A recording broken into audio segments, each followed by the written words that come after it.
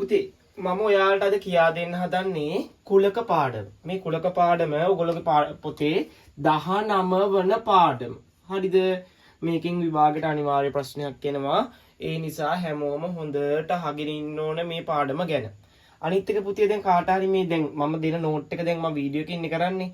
දෙන නෝට් එක කාට හරි ස්පීඩ් එකේ ලියා ගන්න බැරි නම් වීඩියෝ එක පොඩ්ඩක් නතර කරලා ඒක ලියාගෙන ආපහු ප්ලේ කරගන්න. හරිද?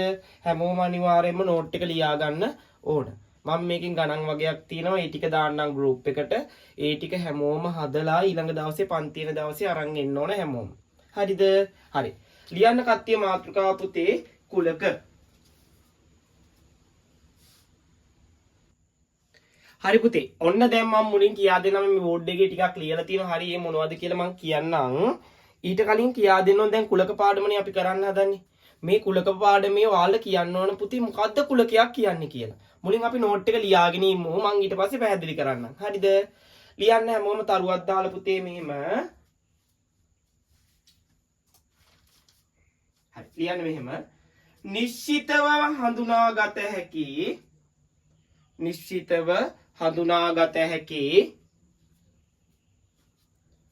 දෑවලින් නිශ්චිතව හඳුනාගත හැකි දෑවලින් මෙහෙම දෑවලින් නිශ්චිතව හඳුනාගත හැකි දෑවලින් යුත් එකතුවක් නිශ්චිතව හඳුනාගත හැකි දෑවලින් යුත් එකතුවක් කුලකයක් ලෙස හැඳින්වේ. හරි. හැමෝම ලියාගත්ත නේද? හරි. දැන් හැමෝම අහගෙන ඉන්න ඕන මං කියන දේ. හරි.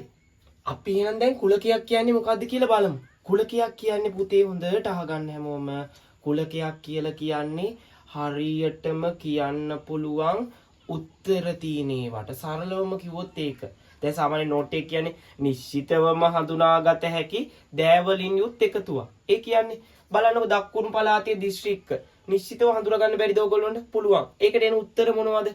ගාල්ල, මාතර, හම්බන්තොට. අන්න ඒවා එකතුවක් නේද පුතේ මේ තියෙන්නේ. අන්න අපි අන්නේ ටික ඔක්කොම එකපාර කියනවා දකුණු පළාතේ දිස්ත්‍රික්ක. සරලව කිව්වොත් කුලකයක් කියන්නේ මොකද්ද කියලා හරියටම කියන්න පුළුවන් ඒවා. හරියටම කියන්න බැරි ඒවාක් තියෙනවා. දැන් සාමාන්‍ය ඔයගොල්ලන්ට ඇහුවොත් සතියේ දවස් ඇහුවොත් කියන්න බැරිද? සෞන්දා අඟහරුවාද බදාද බ්‍රහස්පතින්ද සිකුරා සෙන්සුරාදා ඉරිද කියලා කියන්න බැරිද? පුළුවන්.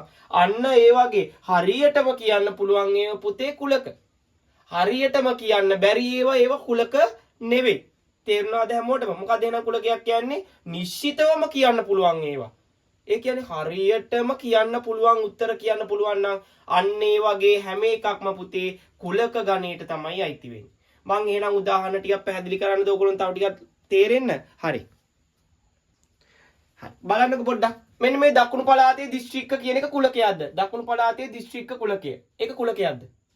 කුලකයක්. ඇයි ඒ කුලකයක් තියෙන්නේ? දකුණු පළාතේ දිස්ත්‍රික්ක ටික අග්ගල කියතේ නේද අපිට?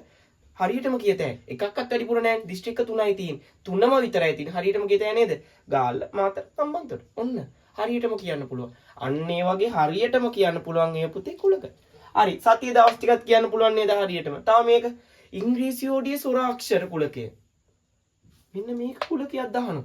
දැන් කල්පනා කරා ඉංග්‍රීසි හෝඩියේ ස්වර අක්ෂර හරියටම කියන්න පුළුවන්ද අපට? පුළුවන්. මතකද ඉගෙන ගන්නවා වවල්ස් අකුරු කියලා. මොනවද තියෙන්නේ? A, E, I, O, U. ඔය වඩා ඒවා තියෙනවද වවල්ස් ඒවා? නෑ. අන්න ඒ වගේ පුතේ හරියටම කියන්න පුළුවන් දේවල් වලට නිශ්චිතවම උත්තරේ කියන්න පුළුවන්. නිශ්චිතවම උත්තර වල එකතුවකට අපි කියනවා මොකක් කියලාද? කුලකයක් කියලා. දැන් මට කියන්න අවුරුද්දේ මාස කියන්න බැරිද? වැඩි අඩු වෙනවද? නෑ. අනිවාර්ය. මේකත් බලමු එහෙනම් අපි දැන් 0.10 අතර ඉරට්ටි සංඛ්‍යා. බලන්න පොඩ්ඩක් පුතේ 0.10 අතර ඉරට්ටි සංඛ්‍යා මොනවද තියෙන්නේ? හරියටම කියන්න පුළුවන්ද බැරිද? පුළුවන්. මේ 2 4 6 8. අන්න ඒ වගේ බලන්න දැන් 0.10 අතර ඉරට්ටි සංඛ්‍යාවක් වොත් ඔයාලට ටක් ගාලා උත්තර ටික කියන්න පුළුවන්. මේක කවදාවත් වෙනස් වෙනවද? මේ තීන එක සංඛ්‍යා ටික වෙනස් වෙනවද? නෑ. අපට හරියටම කියන්න පුළුවන් ඉරට්ටි සංඛ්‍යා මෙච්චරයි 0.10 අතර. මෙන්න මේ ටික තියෙන්නේ. අවුරුදු මාස මේවා. සතියේ දවස් මේවා. දකුණු පළාතේ දිස්ත්‍රික්ක මේවා. අන්න ඒ වගේ පුතේ හරියටම කියන්න පුළුවන් දේවල් වලට අපි කියනවා කුලක කියලා. මොනවද එහෙනම් කුලක වෙන්නේ? දකුණු පළාතේ දිස්ත්‍රික්ක කියන්නේ කුලකයක්. එහෙනම් දකුණු පළාතේ දිස්ත්‍රික්ක කුලකය. සතියේ දවස් කුලකය. අවුරුද්දේ මාස කුලකය. ඉංග්‍රීසි යෝඩියේ ස්වරාක්ෂර කුලකය. 0.10 අතර ඉරට්ටි සංඛ්‍යා කුලකය. ඔය වගේ ඕන තරම් කුලක ඕගොල්ලන්ට දැන් මතක් කරොත් කියන්න පුළුවන්. තේරුණාද? එහෙනම් මට කියන්න කුලකයක් කියන්නේ මොකද්ද? හරියටම කියන්න පුළුවන් නිශ්චිතවම හඳුනා ගන්නගෙන කියන්න පුළුවන් ඒවට අපි කියනවා පුතේ කුලක කියලා. දැන් කුලකයක් හඳුනා ගන්න පුළුවන් නේද? පේපරේ යහුවොත් මේක කුලකයක්ද නැද්ද කියලා කියන්න පුළුවන් වෙනවා. ඔයාලට උත්තරේ හරියටම කියන්න පුළුවන් නම් උත්තර කියන්න පුළුවන් නම් අන්න ඒව කුලක සරලවම කිව්වොත් ඔන්න ඕක. තේරුණාද හැමෝටම? හරි පුතේ එහෙනම්. දැන් මම කියන්නම් ඔයගොල්ලන්ට කුලක වෙන්නේ නැත්තේ මොනවද කියලා. හරිද? මෙන්න මේව පුතේ කුලක වෙනවද බලන්නකෝ. පන්තියේ ඉන්න ලස්සන ළමයි. බලන්න මේ වගේ එකක් නිකන්. පන්තියේ සිටින ලස්සන ළමයි. මේක කුලකයක්ද? හරියටම කියන්න පුළුවන් මේ ලස්සන ළමයි කවුද කියලා? දැන් සාමාන්‍යයෙන් අපි හිතමු එක්කෙනෙකුට ලස්සන වෙන එක්කෙනෙක් තව එක්කෙනෙකුට කැත වෙන්න පුළුවන්. තව එක්කෙනෙකුට කැත වෙන එක්කෙනෙක් තව එක්කෙනෙකුට ලස්සන වෙන්න පුළුවන්. ওই ලස්සන කියන දේ පුතේ හරියටම කියන්න පුළුවන්ද අපට? පන්තියේ ඉන්න ලස්සන ළමයි බෑ.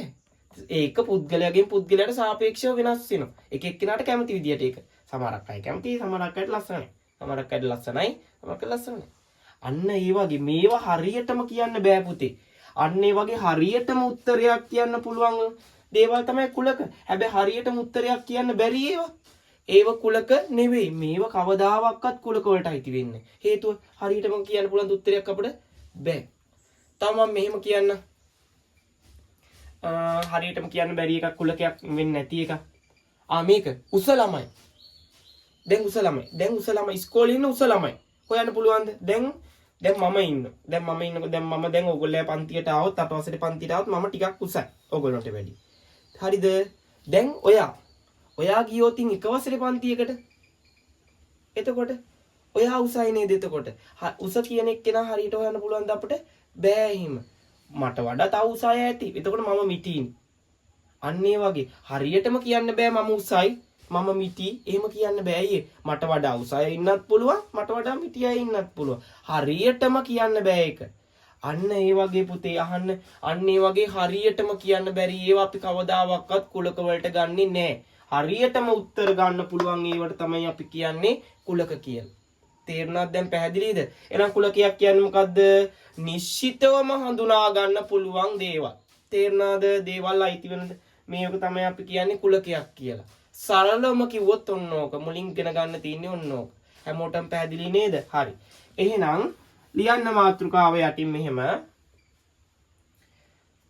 අනුමාතෘකාව කුලකවලට උදාහරණ. කුලකවලට උදාහරණ. කුලකවලට උදාහරණ. හරි. හැමෝම තරුදදා මේ ටික ලියා ගන්න ඕන. මේ හැම එකම පිටිපස්සෙන් පුතේ කුලක කියන වචන ලියා ගන්න. කුලකය. කුලක වලට උදාහරණ ඔය ටික ලස්සනට ලියා ගන්න. දැන් වීඩියෝ එක ඕගොල්ලෝ නතර කරන්න දැන් උතනින් නතර කරලා මේක ලියා ගන්න. ලියාගෙන ආපහු ප්ලේ කරන්න ඕන. හරි.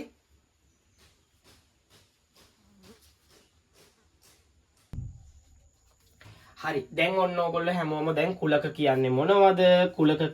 කුලක නොවෙන්නේ මොනවද? ඒ ඔක්කොම දන්නවා. හරි. දැන් හැමෝම ලියා ගන්න මාතෘකාව පුතේ මේක ගිය අවුරුද්දේ තිබ්බා.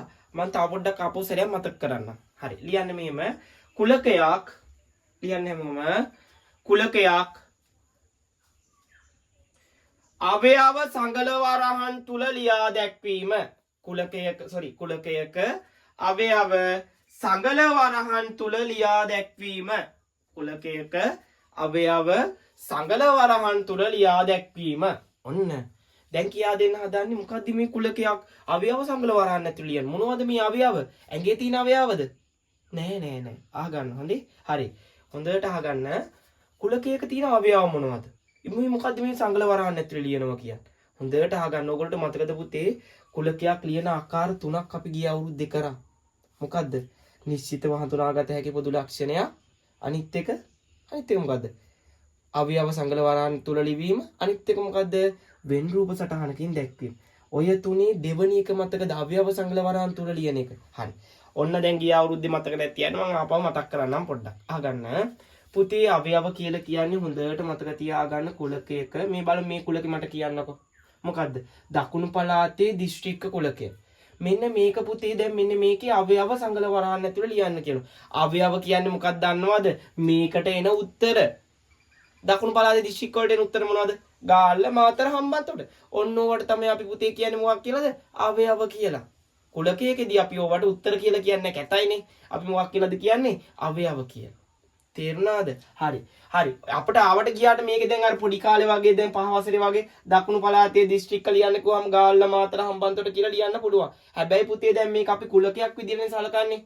එතකොට මේක අපි නිකන් උත්තර ලියන්නේ නැහැ. කුලකයක් ලියන්න පුළුවන් ආකාර 3ක් කියා දුන්නා. 10 වසරේ තව එකක් එනවා.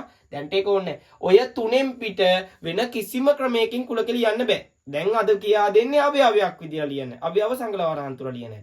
ලියන්නේ මෙහෙමයි හොඳට අහගන්න. මේ කුලකයක් මෙහෙම දීලා පුතේ. දකුණු පළාතේ දිස්ත්‍රික්ක කුලකයේ අවයව සංගල වරහන් ඇතුළේ ලියන්න කිව්වොත් මෙහෙමයි ලියන්නේ. අන්න හොඳට මතක තියාගන්න ඕගොල්ලන්ට පේපරේ මේ වගේ ප්‍රශ්නයක් දුන්නොත් ඉංග්‍රීසි අකුරක් දෙන්න ඕන කැපිටල් එකක්. එක්ක දුන්න නැතුනොතින් ඔයාලා කැපිටල් ඉංග්‍රීසි අකුරකට ඒක හදා ගන්න ඕන. ඒක වා ලියා ගන්න ඕන. දැන් බලමු මේකන දකුණු පළාතේ දිස්ත්‍රික්ක කුලකයේ ඒයි ගනිමු. මේකේ ඒ කියලා දීලා. දීලා නැත්තම් ඔයාලා කැමති එකක් ගන්න. හැබැයි කැපිටල් ඉංග්‍රීසි අකුර. එහෙනම් මං ගත්තා ඒ ඔන්න. සමාන දාන්න ඕන. තේරුණාද? ඔන්නෝමයි ලියන්නේ. ඔහොම දාලා සංගල වරහන් ඇතුලේ. සංගල වරහන් ඇතුලේ උත්තර ටික ලියන්න. මොකද්ද උත්තර? ගාල්ල මාතර හම්බන්තොට. ඔන්න පුතේ මෙන්න මෙහිම ලියන එකට තමයි අපි කියන්නේ මොකක් කියලාද? අවයව සංගල වරහන් ඇතුළේ. මෙන්න මේ කුලකේ මම අවයව සංගල වරහන් ඇතුළේ ලිව්වා. මොනවද තියෙන්න ඕන? ඉංග්‍රීසි අකුරක් තියෙන්න ඕන. සමාන දාලා සංගල වරහන් ඇතුළේ තමයි උත්තර ලියන්නේ. නිකන් උත්තර ලිව්වොත් පේපරේ ලකුණු හම්බෙන්නේ නැහැ. ඉංග්‍රීසි අකුරක් දීලා නැත්නම් කැපිටල් ඉංග්‍රීසි කැමති අකුරක් ගන්න ඕගොල්ලෝ. තේරුණාද? හරි. මෙන්න මේ උත්තරේ මේක අවයවයක්. මේකත් අවයවයක්. මේකත් අවයවයක්. මේකේ අවයව කීයක් තියෙනවද? 1 2 3 අවයව 3ක් තියෙනවා. අවයව කියන්නේ එතකොට උත්තර වලට. දැන් තේරුණාද? හරි. මම පැහැදිලි වෙන්න තව එකක් හදන්නම්. හරි. ඕක කට්ටිය ලියා ගන්න. ඔන්න පුතේ. හරි. දැන් අරක ලිව්වනේ. දැන් මේකත් පොඩ්ඩක් මාත් එක්ක අවයව ලියමු. බලන්න මොකද්ද බලන්න කියලා. 0යි 10යි අතර ඉරට්ට සංඛ්‍යා කුලකය. ඕක අවයව සංගල වරහන් ඇතුළේ ලියමු. පොඩ්ඩක් ඉංග්‍රීසි අකුරක් දීලාද අවයව සංගල වරහන් ඇතුළේ ලියනවා අනිවාර්යෙන් කැපිටල් ඉංග්‍රීසි අකුරක් ඕනේ මේ කෝනේ. කෝනේ නෑනේ මේකේ. නැත්තම් මොකද්ද ගන්න ඕන? කැමති එකක් ගන්න. කැමති ඉංග්‍රීසි අකුරක් කියන්නේ මොකද්ද? ඒම ගන්න ඕනේ අපි වෙන එකක්. ඒ ගත්තට අවුලක් නෑ. වෙන එකක් කියන්න මට. B ගමු අපි. Capital B. හරි. සමාන දැම්මා. මට කියන්න අවයව සංගල වරහන් ඇතුළේ ලියනවා කියන පුතේ උත්තර ලියන එකනේ. මට කියන්නේ 0යි 10යි අතර තියෙන ඉරට්ට සංඛ්‍යා මොනවද? 2 4 6 8. ඔන්න 0යි 10යි අතර ඉරට්ට සංඛ්‍යාව සංගල වරහන් ඇතුළේ ලියුවා. අවයව. තේරුණාද? මේ තින්නේ අවයව. මේකේ අවයව කීයද? 1යි 2යි 3යි 4ක් තියෙනවා. ඔන්න අවයව. ලියනවා කියන්නේ ඔන්න ඕකයි සංගල වරහන් ඇතුළේ. තේරුණාද? ඔයි වගේ ඕනම කුලකයක් දුන්නොත් ඔන්න ඔහොම සංගල වරහන් ඇතුළේ ලියන්න. මේ කුලකේ මේ විදිහට ලියලා. මේකත් කුලකේ ලියන ආකාරය මේ කුලකේ කියපො විස්තර කරලා තියෙන මේක ඔන්න මම ලිව්වා. අවයව සංගල වරහන් ඇතුළේ. තේරුණාද පුතාලට? හරි. එහෙනම් මේක ලියා ගන්න බලන්න.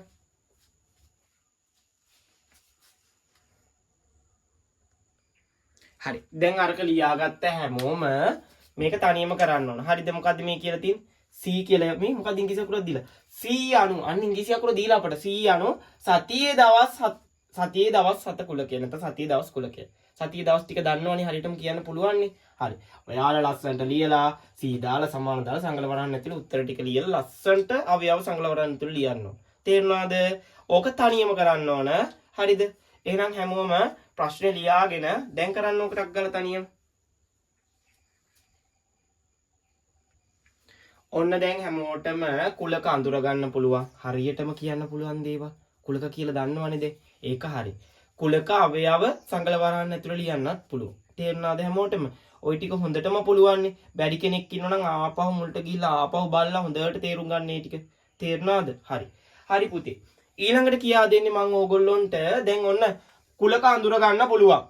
ඒ අඳුරගත්ත කුලකයක් සංගල වරහන් ඇතුලේ අවයව ලියන්නත් පුළුවන්. තේරුණාද? උත්තර ලියන්න ඕන සංගල වරහන් ඇතුලේ ඉංග්‍රීසි අකුරල් ලියලා දැන් ඒ ටිකක් දන්නවා. දැන් කියා දෙන්න හදන්නේ පුතේ කුලක අංකණය.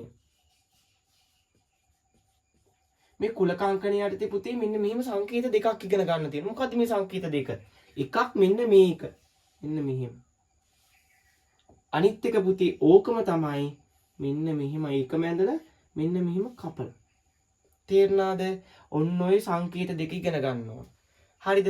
පොඩ්ඩක් කට්ටිය පොඩ්ඩක් අහගෙන ඉන්න මම පස්සේ මේක පැහැදිලි කරන්නම් මොකද්ද කියලා. මෙන්න මේ සංකේතයෙන් කියන්නේ පුතේ අවයවයක් වේ කියලා.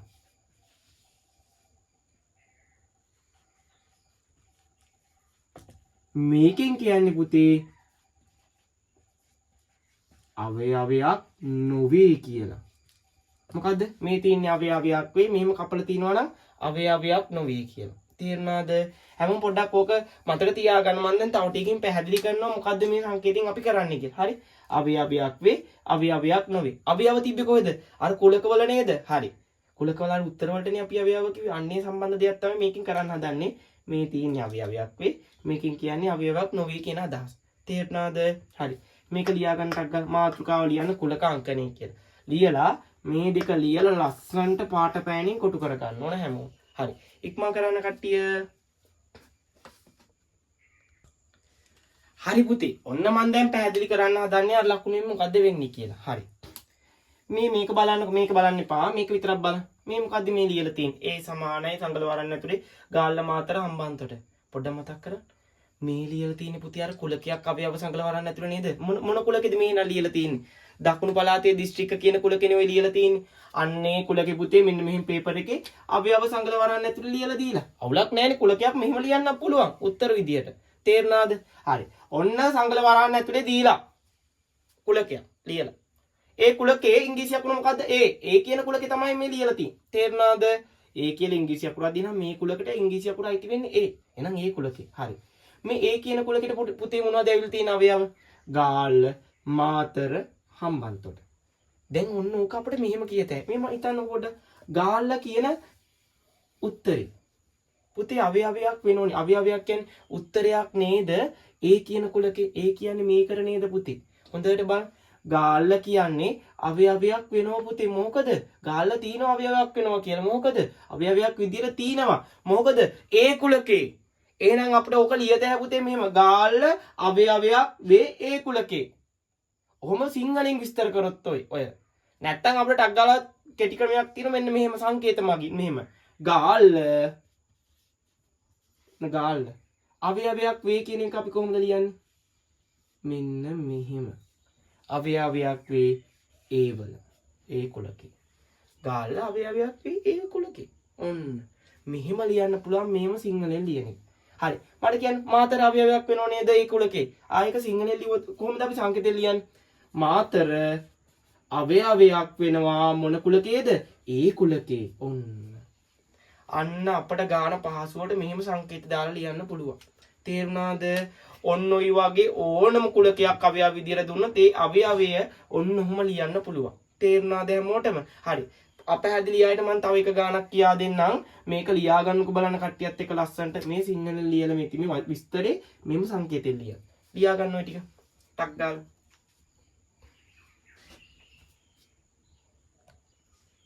හරි. මට මෙන්න මේක හරිද කියන්නකො එහෙනම්. ඔයාලා මට මේක හරිද කියන්නකො පොඩ්ඩක්.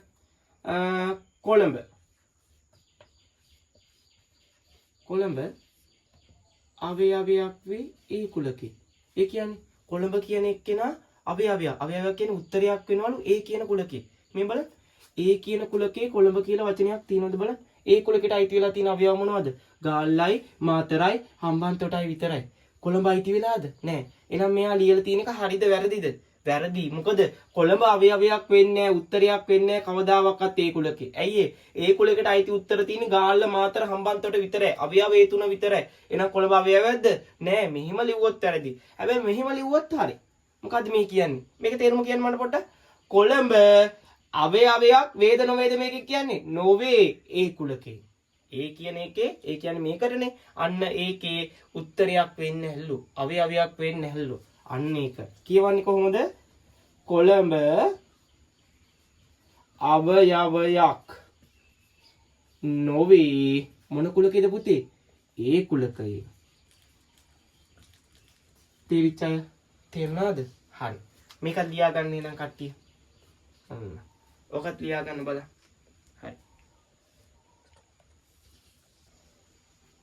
හරි. දැන් ඔයාලා මම මේ ලියලා තියෙනවා හරිද වැරදිද කියන්න ඕන. හරිද? මේ ලකුණත් බලමු. මොකද්ද මේකෙන් කියන්නේ?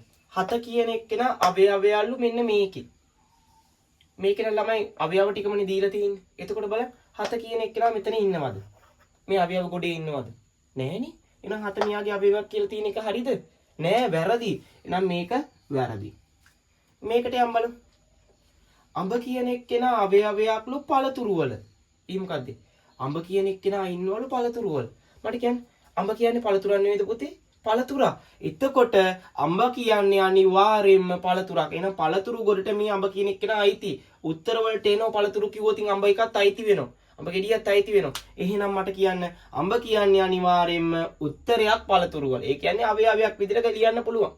පළතුරු ටික ලියාගෙන යන්න මේ ලෝකේ තියෙන. එතකොට පුළුවන් අඹ කියන එකත් අනිවාර්යෙන් මෙන්න මේ විදිහට ලියන්න යන්න බලන්න පළතුරු ටික. අනිවාර්යයෙන්ම පළතුරු කියන කුලකයට අයිති වෙනවා අඹ කියන එක. එහෙනම් මට කියන්න පුතේ අඹ කියන්නේ එහෙනම් මේක හරිද වැරදිද? අවයවයක් වෙනවලු පළතුරු වල. පළතුරු කුරකේ. හරිද වැරදිද? හරි. මෙන්න මේක. දැන් පොඩ්ඩක් මේක බලන්න. 4 කියන කෙනා අවයවයක් නොවේලු ඉරට්ටේ සංඛ්‍යාවල. අවයවයක් නොවේ කියන්නේ උත්තරයක් වෙන්නේ නැහැලු ඉරට්ටේ සංඛ්‍යා කුලකේ. මට කියන්න ඉරට්ටේ සංඛ්‍යා කුලකයේ කිව්වොත් පුතේ මොනවදයි තියෙන්නේ 2 4 6 8 ඔය ඕන තරම් එහාට තියෙනවනේ ඕන තරම් ලියතෑනේ. එතකොට මට කියන්න ඉරට්ටේ සංඛ්‍යා වලට 4 අයිති වෙනවද නැද්ද? අයිති වෙනවා. එහෙනම් මොකද අයිති වෙනව නම් මේක අවයවයක්. හැබැයි මේක කියලා තියෙන්නේ මොකද්ද? ඉරට් මේ 4 කියන එක්කෙනා අවයවයක් නෙවෙයිලු මේකේ. ඒ කියන්නේ 4 කියන එක්කෙනා මේකට උත්තරයක් විදිහට එන්නේ නැල්ලු. එයා කියලා තියෙන ප්‍රකාශය හරිද වැරදිද? වැරදි. ඇයි ඒ 4 කියන්නේ ඉරට්ටේ සංඛ්‍යාව වලට අයිති වෙනවා. එයා කියලා තියෙන මේක අවයවයක් නෙවෙයිලු. ඒ කියන්නේ අවයවයක් වෙන්නේ නැල්ලු උත්තරයක් වෙන්නේ නැල්ලු. හැබැයි ඒ ප්‍රකාශය වැරදි. ඇයි වැරදි වෙන්නේ? 4 කියන්නේ ඉරට්ටේ සංඛ්‍යාව. ඒක අනිවාර්යෙන් මේ උත්තර කොට අයිති මේකේ අවයවයක් අනිවාර්ය. මෙහිම තිබ්බොත් හරි. 4 අවයවයක් වේ ඉරට්ටේ සංඛ්‍යාව. ඔන්න ඔහොම ලිව්වා නම් පුතේ ඔක හරි. තේරුණාද? 4 කියන එක නයි තියෙන ඉරට්ටේ සංඛ්‍යාව. තේරුණාද මේ ලකුණ පාවිච්චි කරන්න හැටි? මේ ලකුණෙන් කියන්නේ පුතේ අවයවයක් වේ කියලා. මේකෙන් කියන්නේ අවයවයක් නොවේ කියලා. කොහොමද ඔක කියවන්නේ? මේ අඹ අවයවයක් වේ පළතුරු කුලකේ. තේරුණාද? අන්න ඒ වගේ කියවන්නත් පුළුවන් වෙන්න ඕනේ. මේ වගේ ස්ටැම්ප් පුරවන්න නැත්නම් හරි වැරදි දාන්න ආවත් පුළුවන් වෙන්න. තේරුණාද? අපි ස්ටැම්ප් පුරවන එකත් පොඩ්ඩක් කරලා බලමු. තව ටිකක් හොඳට පුළුවන් වෙන්න මේ ලකුණ. හරි. එහෙනම් මේ ටික ලියා ගන්න. හරි වැරදි දා ගන්න ඕගොල්ලෝ.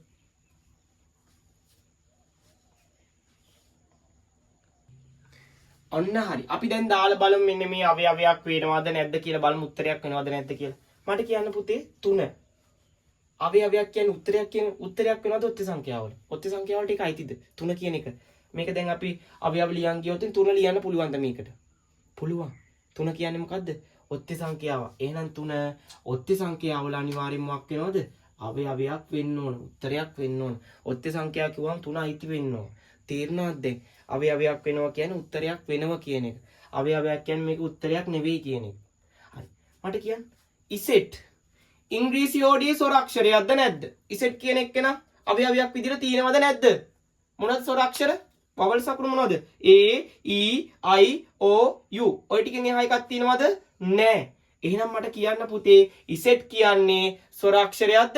නැහැ. මේක එහෙනම් උත්තරයක් විදිහට එන්නේ නැහැ. අවයවයක් නෙවෙයි. අවයවයක් නෙවෙයි නම් අපි දාන ලකුණ මොකද්ද? මෙන්න මේක. තේරුණාද? හරි. ඔන්න ස්ථාන එකක් පිළිවෙව. දැන් මේක බලමු. ලීක්ස් එළවලු. මට කියන්න ලීක්ස් කියන එක නා එළවලු කුලකයට අයිතිද නැද්ද? එළවලු කුලට ලීක්ස් අයිති වෙනවද? අයිති වෙනවා. ලීක්ස් කියන්නේ මොකද්ද? එළවලුවක්. එහෙනම් ලීක්ස් කියන්නේ එළවලුවක් කියන්නේ මේකේ උත්තරයක් මේකේ අවයවයක්. ලීක්ස් කියන්නේ මේකේ අනිවාර්යෙන් අවයවයක්. මේක ඇතුළේ ලියන්න පුළුවන්. තේරුණාද? ඔන්න ඔහොමයි අවයවයක් වේද නොවේද කියලා ලියන්නේ. තේරුණාද? දැන් ඔයාලට පුතේ මෙහෙම ස්ටැම්ප් පුරවන්නවත් පුළුවන් වෙන්න ඕන. අර විදියට ලියන්න කිව්වත් පුළුවන් වෙන්න ඕන. හොඳට පුළුවන් වෙන්න ඕන. දැන් මොනවද අපි කරේ? මුලින්ම කරේ කුලකයක් හඳුනා ගන්න හැටි කියා දුන්නා. ඊට පස්සේ මොකද්ද කියා දුන්නේ ඕගොල්ලන්ට? ඊට පස්සේ කියා දුන්නේ පුතේ අවයව සංගල වරහන් ඇතුලේ දාලා ලියන හැටි. ඒක කියා දුන්නා.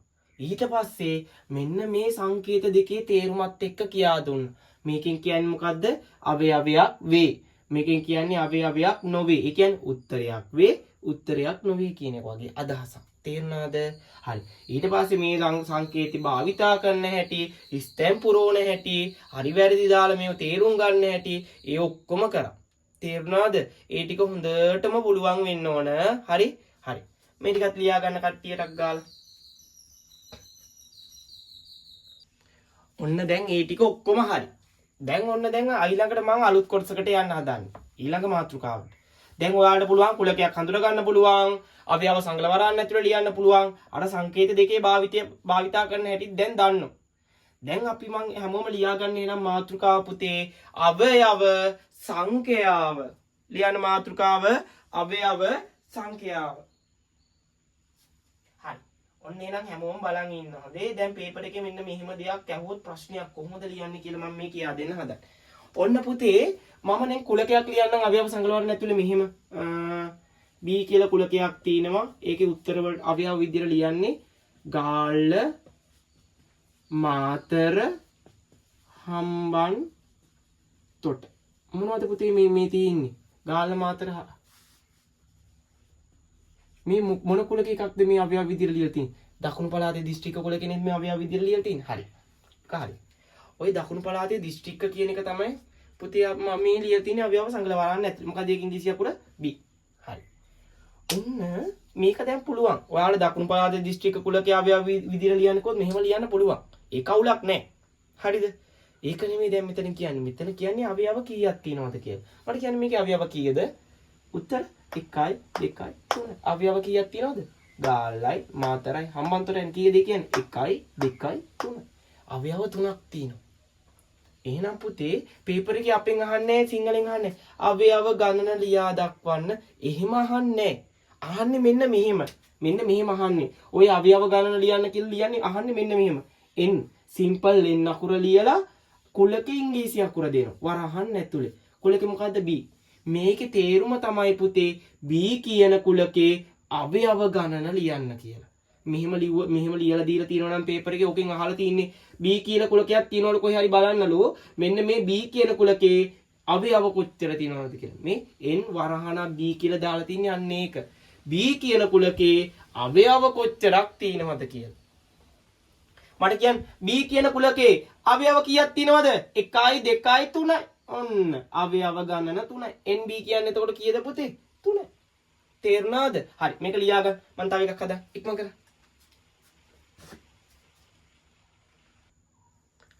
දැන් මොකද්ද මේ අහන්නේ? NX. මොකද්ද මේ කියන්නේ? මේ වරන් ඇතුලේ තියෙන්නේ X. X කියන කුලකේ මෙහෙම ලියනවා කියන්නේ මොකද්ද? අවයව ගණන. x කුලකේ අවයව ගණන කීයද අහනවා. අන්න මේ අහලා තියෙන x කියන කුලකේ අවයව. x කියන කුලකයක් තියෙනවද බලන්න උඩ. මේ තියෙන්නේ x කියන කුලකේ මේ ලියලා තියෙන අවයව සංකලන වරන් ඇතුලේ.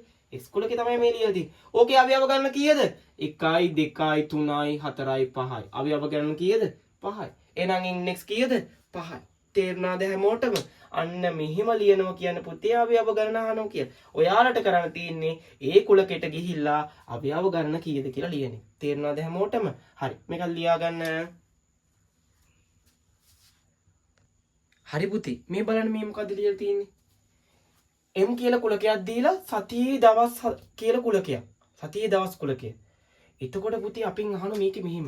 මේ තියෙන්නේ මේ අන්න ඕක මතකද හතවසරේ මේ මොන ආකාරයෙන්ද ලියලා තින්නේ? අවයවද ලියලා තින්නේ? නෑ. මේ මොකක් විදිහට මෙහෙම ලියනවා කියන්නේ? ඉංග්‍රීසි අකුරල් ලියලා සමාන දාලා සංකල වරන් ඇතුළේ මෙහෙම විස්තර කරලා ලියන එකට අපි මොකද්ද කිව්වේ? නිශ්චිතව හඳුනාගත හැකි පොදු ලක්ෂණ. මේ ලියලා තියෙන්නේ නිශ්චිතව හඳුනාගත හැකි පොදු ලක්ෂණයක් විදියට. මේ විස්තර කරලා ලියලා. කුලකයක් විස්තර කරලා ලියලා ඔය. තේරුණාද? හරි. ඔන්න ඕක කොහොමද ලියන්නේ? මේ කුලකේ නිශ්චිතව හඳුනාගත හැකි පොදු ලක්ෂණයක් විදියට තමයි මේ ලියලා තියෙන්නේ. හරිද? ඔන්න කුලකේ ලියලා තියෙන සතියේ දවස් කියලා කුලකේ. අපෙන් අහනවා මෙන්න මෙහෙම පේපර් එකේ m කීයද කියලා. එතකොට මම කල්පනා කරා m කියන්නේ m කුලකයේ තියෙන අවයව ගණනනේ. මේක එකපාර අවයව කියන්න බැරි නම් කට්ටිය ලියාගෙන ඉන්න බලමු පොඩ්ඩක් මේකේ අවයව කොහොමද ලියන්නේ? ওই කුලකයේ අවයව මේ කුලකයේ අවයව කොහොමද ලියන්නේ? නිකන් ලියනවද? නෑ. m ලිව්වා සමාන දැම්ම සංගල වරහන් ඇතුලේ අවයව ලියන්නේ මොනවද?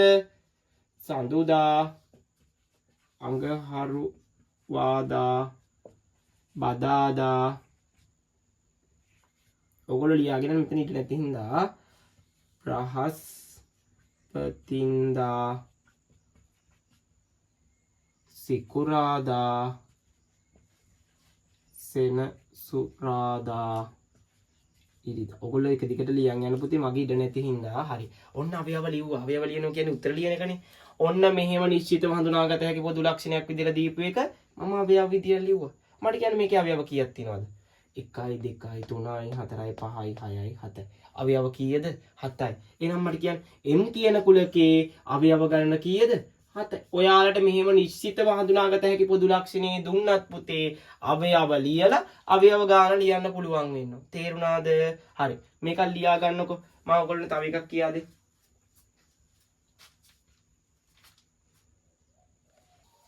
ඔන්න ඊළඟ එක මේ බලන්න. K කියලා කුලකයක් දීලා මේක මේ මොකද අවයවද ලියලා තියෙන්නේ හඳුනාගත හැකි පොදු ලක්ෂණ. නිශ්චිතව හඳුනාගත හැකි පොදු ලක්ෂණ මේ විස්තරයක් කරලා තියෙන කුලකේ. මොකද කියලා තියෙන්නේ? ගෝල් යන වචනේ අකුරු. ගෝල් යන වචනේ අකුරු. මේක ලියලා තියෙන නිශ්චිත හඳුනාගත හැකි. අපිට දැන් මේක කියන්නේ K කියලා කුලකේ අවයව ගණන. එකපාර කියන්න පුළුවන් ද අවයව ගණන? බෑ. අපි අවයව ලියාගෙන ඉමු. කොහොමද ලියන්නේ? දන්නවනේ දැන් K සමානයි. සංගණ වරන්න ඇතුලේ ගෝල් කියන එකේ අකුරු මොනවද තියෙන්නේ? G අකුර තියෙනවා. තව A අකුර තියෙනවා. උත්තර වලට ඒවනේ ඉන්නේ. L අකුර තියෙනවා. පුතේ කැපිටල් L අකුරු දෙකක් L අකුර තියෙනවා. මට කියන්න මෙතන L අකුරු දෙකක් තියෙනවානේ. මේ දෙකක් තිබ්බහම පුතේ මට කියන්න L අකුරු දෙකක් තියෙනවා නම් එකයි ගන්න. එක ඉංග්‍රීසි අකුරකින් එකයි. එක සිංහල අකුරකින් එකයි. තේරුණාද? හරි. ගෝල් කියන එකේ G හරි A හරි L දෙකෙන් එකක් ලිව්වා. E ලිව්වා. ඔන්න. ගෝල් කියන වචනේ අකුරු කුලකේ අවයව විදියට ලිව්වා. මේ තියෙන නිශ්චිතව හඳුනාගත හැකි පොදු ලක්ෂණේ මේ තියෙන අවයව විදියට ලියලා. මට කියන්න පුතේ එහෙනම් NK කීයද? ඒ කියන්නේ K වල අවයව ගන්න කීයද? K වල අවයව 1 2 3 4යි. ඔන්න අවයව කීයද? 4යි. දැන් ඔයාලට පේපර් එකේ ඕන මේක දීලා ඇහුවත් අවයව ගන්න ලියන්න පුළුවන් වෙන්න ඕන. මෙන්න මේක දීලා ඇහුවත් අවයව ලියාගෙන අවයව ගණන ලියන්න පුළුවන් වෙන්නේ. තේරුණාද හැමෝටම? හරි. මේක ලියා ගන්න දැන් ඔයාලට කරපු ටික හොඳටම පුළුවන් වෙන්න ඕන. හරි. ඔක ලියා ගන්නකො. හරි. ඔන්න දැන් ඔයගොල්ලන්ට කියා දුන්න පුතේ මම කුලකයක් හඳුනා ගන්න හැටි, ඊට පස්සේ කුලකයක් අවයව සංගල වරහන් ඇතුලේ ලියන හැටි, අර සංකේත දෙකක් කියා දුන්න අවයව වේ අවයව නොවේ කියන සංකේත දෙක භාවිතා කරන හැටි, අන්තිමට කියා දුන්නා අවයව ගණන ලියන හැටි. තේරුණාද? අන්තිමම මාතෘකාව. ඒක තමයි පුතේ මේ අභිශූන්‍ය කුලකය කියන එක. ඒකත් මම පැහැදිලි කරන්නම් දැන්. හැමෝම ලියන්න මාතෘකාව අභිශූන්‍ය කුලකය. හරි. ඒ අඩේ තරුවක් දාලා ලියන්න. අවයව කිසිවක් නොමැති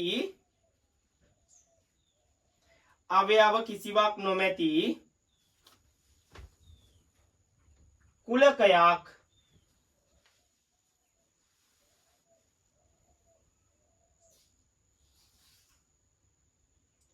අභිශූන්‍ය කුලකයක් ලෙස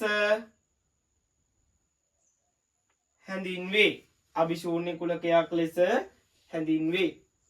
හරි. ඊළඟ තරුව දාලා ලියන්න හැමෝම මෙහෙම. මුනි නෝට් එක ලියන් ඉමු. හරි. ලියා ගන්න මෙහෙම. අභිශූන්‍ය කුලකයක්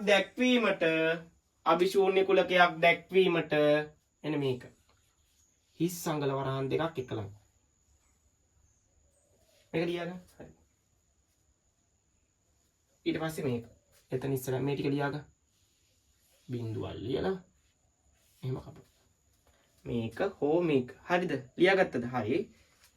අභිශූන්‍ය කුලකයක් දැක්වීමට මේ සංකේතේ හෝ මේ සංකේතය. හරිනේ? ඒක ලියාගත්තනේ. යන සංකේත භාවිතා කරනු ලැබේ. යන සංකේත භාවිතා කරනු ලැබේ. හරි. ආගන්න පුතේ. දැන් ඔයාලට කුලකවල අන්තිම ටික දැන් අර ටික හොඳටම පුළුවන් නේ කට්ටියට. දැන් පේපර් එකේ ආවත් ඕගොල්ලන්ට ටක් ගාලා අර සංකේත දෙක භාවිතයේත් පුළුවන්. පුළුවන්ද? කුලකයක් අඳුර ගන්නත් පුළුවන්. අවයව ගණන ලියන්නත් පුළුවන්. තේරුණාද? හරි. ඊළඟ එක තමයි පුතේ මෙන්න මේ අභිශූන්‍ය කුලකය. අභිශූන්‍ය කුලකයක් කියන්නේ අවයව එන්නේ නැති ඒවා. උත්තර නැති ඒවා. අපි යන්නේ උත්තර නැති කුලක මෙන්න මේ විදිහට ලක්වනවා කියලා තමයි ඉස්සෙල්ලා කිව්වේ. මම ඒක පොඩ්ඩක් පැහැදිලි කරන්න. මේ කුලකේ බලන්නකො පොඩ්ඩක්. A කියලා කුලකයක් තියෙනවලු 2 3 4 5 ගුණාකාර. මේකට අවයව ලියන්න පුළුවන්ද? හොඳට බලන්න. ඒ කියන කුලකයට අවයව ලියන්න පුළුවන්ද? මොකද 2යි 3යි අතර පහේ ගුණාකාර. පහේ ගුණාකාර කියන්නේ මොකද? පස්වර චක්‍රය. 2යි 3යි අතර 2 ඉලක්කමයි 3 ඉලක්කමයි අතර පස්වර චක්‍රයක් තියෙනවද? කොහෙද තියෙන්නේ? නෑ. පස්වර චක්‍රයක් නෑ. එහෙනම් පහේ ගුණාකාර නෑ මේකේ. මොකක්වත් උත්තර ලියන්න බෑ. 2යි 3යි අතර පහේ ගුණාකාර නෑ. එහෙනම් මේකට අවයව එනවද ලියන්න? අවයව එනවද ලියන්න? ඒ කුලකයට අවයවයක් එන්නේ අවයව සංකල වරන්න ඇතුළේ ලියන්නකෝ. අන්න ඒ වගේ ඒවා අපි මෙන්න මෙහිම ලියනවා. මේක අභිශූන්‍ය කුලකයක්. අවයව නැති කුලකයක්. මෙහෙම ලියන්නත් පුළුවන්. නැත්තම් මෙහෙම ලියන්නත් පුළුවන්. මේක අභිශූන්‍ය කුලකයක්. මේකට අවයව සංකල වරන්න ඇතුළේ ලියන්න බෑ. උත්තර නෑනේ. උත්තර තියෙන්නේ බෑ අවයව සංකල වරන්න ඇතුළේ ලියන්න. මේක එහෙම නෑ. ඒ නිසා අපි මේක ඔන්න ඔය දෙකින් එකකින් පෙන්නනවා. තේරෙනවද? මේක එතකොට මොන කුලකයක්ද? අවයව නැති කුලක වලට අපි කියනවා මොන කුලකයක්ද පුතේ? අභිශූන්‍ය කුලකයක් කියලා. ඔන්න ඕක. තේරුණාද? හරි. මේක අඳ ගන්නකො කට්ටිය. මේ බලන්න පුතේ. දැන් මේ කුලකේ අභිශූන්‍ය කුලකයක්ද නැද්ද? මට පොඩ්ඩක් කියන්න. මේ මොකද මේ කුලකේ දීලා හඳුනාගත හැකි පොදු ලක්ෂණයක් මේ දීලා තියෙන අවයව නෙමෙයි. හරි බලමු පොඩ්ඩක් කියවල. 1යි 2යි අතර ඉරට්ටි සංඛ්‍යා. ඒ කියන්නේ 1යි 2යි අතර කියන පුතේ මැද තියෙන ඒවානේ. 1යි 2යි මැද්දේ තියෙනවා ඉරට්ටි සංඛ්‍යා. මොකක්වත් තියෙනවද? නෑ ඉරට්ටි සංඛ්‍යා නෑ 1යි 2යි අතර. එහෙනම් මේකට උත්තර එන්න පුළුවන්ද බීට? බීට 1යි 2යි අතර තියෙන ඉරට්ටි සංඛ්‍යා ලියන්න පුළුවන්ද අවයව විදියට? බෑ. එහෙනම් මේක මොන කුලකයක්ද? අභිශූන්‍ය කුලකයක්. කොහොමද අභිශූන්‍ය කුලකයක් කියලා ලියන්නේ? ඔන්න තේරුණාද? හරි. මේක අභිශූන්‍ය කුලකයක්.